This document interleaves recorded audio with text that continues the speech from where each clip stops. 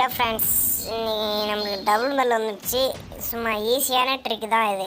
யாராக இருந்தாலும் இதை ட்ரை பண்ணலாம். நீங்கள் ட்ரை பண்ணி பாருங்கள். வீக்லி இப்போ தான் போட்டால் 2 நாள் தான், 6 நாள் இன்னும் பேலன்ஸ் இருக்கா. ஆனால் அவன் கண்ணு வேறு லெவலில் இருக்குது. என்ன ட்ரிக்குன்னு பார்த்தீங்கன்னா,